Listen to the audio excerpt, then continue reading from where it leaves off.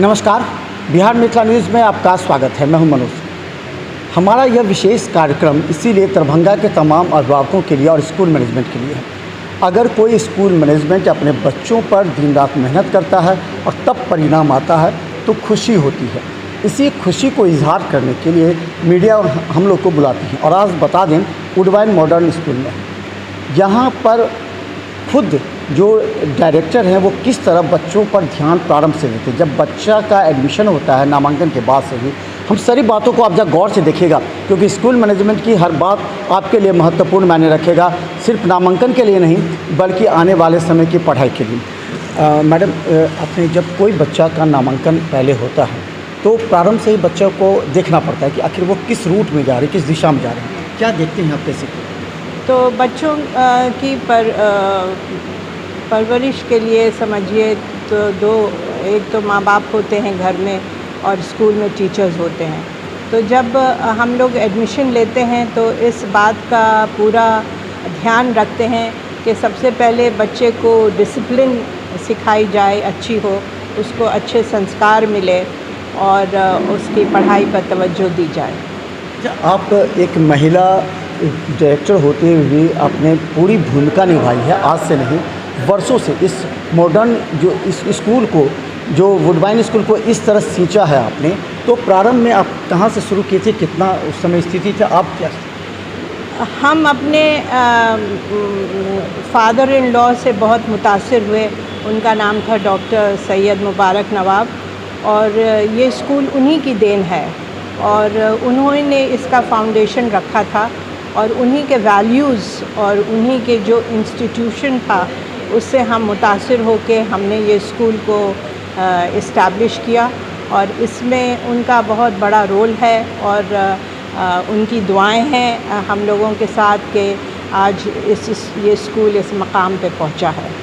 Madam, काफ़ी तनाव भरा कार्य होता है, बच्चों को भी संभालना, क्योंकि कोई परिवार में एक दो बच्चे को संभाल नहीं पाता है। आप एक साथ हज़ारों बच्चों को संभालते हैं, अभिभावकों के साथ डील करते हैं, जो स्कूल के टेक्निकल नॉन टेक्निकल स्टाफ है उनको भी डील करना पड़ता है, तभी स्कूल का हो पाता है रिजल्ट। तो आप कैसे इतने तनाव भरे समय में इन लोगों को डील करते हैं? हमको इसकी खुशी है कि जो हमारी टीचर्स की टीम है वो बहुत उम्दा है और ट्रेंड टीचर्स हमारे पास हैं और जिस तरीक़े से हम उनको काम कहते हैं करने के लिए वो उस तरीक़े से वो काम करते हैं, जिसका नतीजा ये है कि हम लोगों का स्कूल का डिसिप्लिन और स्कूल का रिज़ल्ट हमेशा से बहुत अच्छा होता आया है और इस बात की हमको बहुत खुशी है। मैम, आपने बच्चों को पहले से ही किस तरह शिक्षकों कोरोना संक्रमण के दौरान 2 साल तो काफ़ी ज़्यादा बुरा बीता है स्कूल मैनेजमेंट के लिए भी, छात्रों के लिए, उस समय आपने कैसे मैनेज किया है?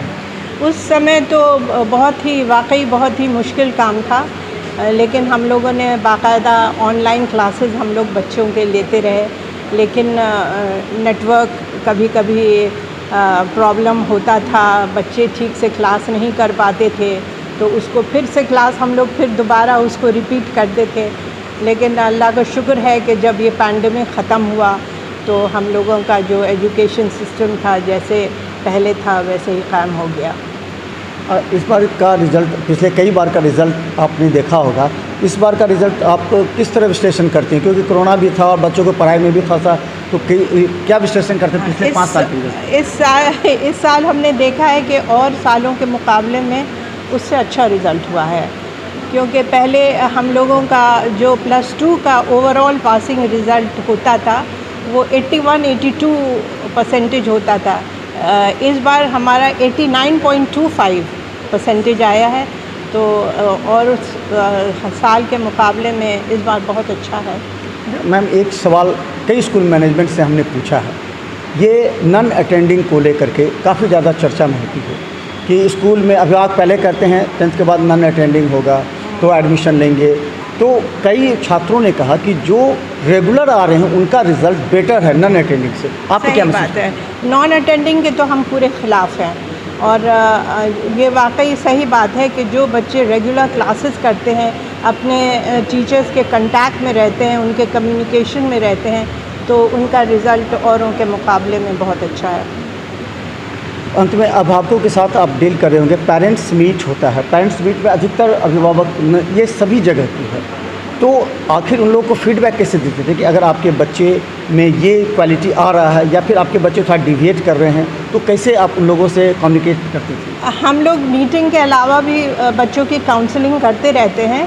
पेरेंट्स को कॉल करते हैं जब हमारी ज़रूरत होती है बच्चों के बारे में बताने के लिए, तो हम पेरेंट्स से बात करते हैं और उनके जो मसले होते हैं, उनके जो प्रॉब्लम होते हैं, वो पेरेंट्स से बताते हैं। और क्योंकि एजुकेशन जो है ना वो टू वे ट्रैफिक है। पेरेंट्स भी हमारी सपोर्ट करें और स्कूल भी सपोर्ट करे, तब बच्चों का फ्यूचर अच्छा बनता है। मैम, प्राय देखा जाता है कि जो वीक स्टूडेंट हैं वो स्कूल मैनेजमेंट उसको अपने तरीक़ा से फिर उसको अलग समय दे करके भी करता है ताकि वो बच्चे को रिज़ल्ट दे सके। तो जो वीक स्टूडेंट है उसके लिए क्या है? वीक स्टूडेंट्स के लिए हम लोग ने किया है, रिमीडियल क्लासेस हम लोग करते थे, और जो वीक स्टूडेंट्स हैं उनका बैच हम लोग अलग बनाते थे और उनको ख़ास तौर से तो छोटा बैच बनाते थे ताकि टीचर उनके ऊपर ज़्यादा ध्यान दे सके। और ये हमने प्री बोर्ड एग्ज़ाम के बाद हमने 2 महीना ये रिमीडियल क्लासेस चलाए थे। अंत में इस सफलता पर क्या कहना चाहेंगे? पूरे दरभंगा के अभिभावकों को, स्टूडेंट्स को क्या संदेश देना चाहेंगे? सबसे पहले हम अपने बच्चों को मुबारकबाद देना चाहते हैं कि उनकी मेहनत रंग लाई और बहुत अच्छा उन्होंने रिज़ल्ट दिखाया। और दरभंगा के और बच्चों ने भी जो बहुत अच्छा किया है, उनको भी हम अपनी तरफ से अपनी ब्लेसिंग्स और मुबारकबाद देना चाहते हैं। तो हम बता दें, ये है स्कूल मैनेजमेंट का थॉट। आप थॉट समझ सकते हैं।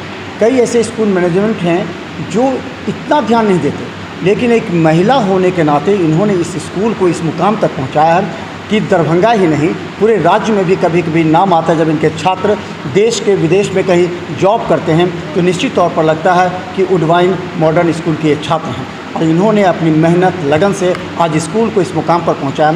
आने वाले नामांकन जो अभिभावक हैं उनको ध्यान देने की आवश्यकता है कि आप स्कूल का जब चयन करते हैं तो किन किन बातों पर ध्यान देते हैं। क्या कोई वीक स्टूडेंट को ज़्यादा समय देता है, क्या डिसिप्लिन में रखता है, क्या स्कूल मैनेजमेंट लगातार उनके टच में रहता है। इन सभी बातों पर ध्यान देंगे तो ही आपका बच्चा सफल हो पाएगा और दरभंगा का नाम रोशन होगा। धन्यवाद। Thank you.